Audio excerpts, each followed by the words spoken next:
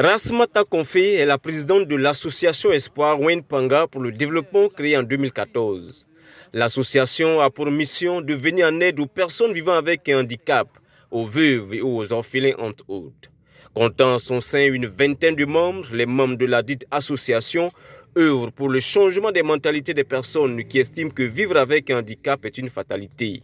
Depuis sa création, elle œuvre à une prise de conscience collective et au changement du comportement envers des personnes dites handicapées. Pour mener à bien ces objectifs, plusieurs activités sont menées pour apporter de l'aide aux personnes démunies et vulnérables. On a commencé à travailler en faisant des festivals pour promouvoir les artistes vivant avec un handicap. Et chaque année, on essaie de faire un arbre de Noël pour les enfants démunis.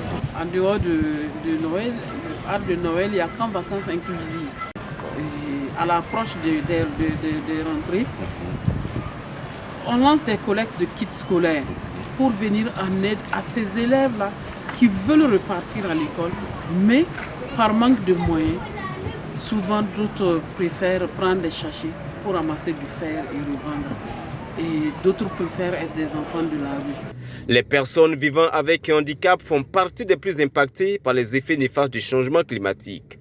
Afin donc de susciter leur inclusion et renforcer leurs capacités de résilience face aux effets des changements climatiques, le projet Benkadi initie des séances de formation à leur profit, histoire de les galvaniser, les encourager et renforcer leurs capacités de résilience face aux effets néfastes des changements climatiques.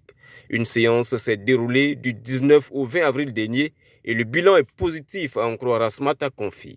Que nous avons appris comment préserver la nature contre les changements climatiques, comment nous pouvons donner aussi notre part pour vraiment, comment on appelle ça, une satisfaction totale à la nature. Parce que sincèrement, il y a beaucoup d'aspects que nous ignorons. Mais après la formation, nous aussi on essaie de minimiser.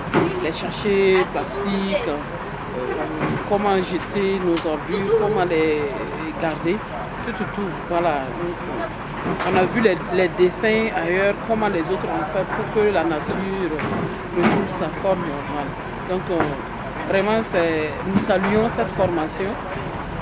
Parce que si depuis des années on avait eu ça, peut-être que la sécheresse n'allait jamais avancer comme cela. Cette formation, qui a été initiée par Benkadi, vise à échanger avec les personnes vivant avec un handicap de leur rôle dans la lutte contre les effets néfastes du changement climatique, analyser les facteurs majeurs limitant leur pleine implication dans la lutte contre les changements climatiques et surtout de déterminer les conséquences des effets néfastes du changement climatique sur les activités socio-économiques des personnes vivant avec un handicap de façon générale. Pour rappel, le projet Benkadi vise à influencer les politiques publiques en matière d'adaptation au changement climatique et d'atténuation de leurs effets sur les populations vulnérables. Au Burkina, il est mis en œuvre sous le leadership du secrétariat permanent des organisations non gouvernementales SPON.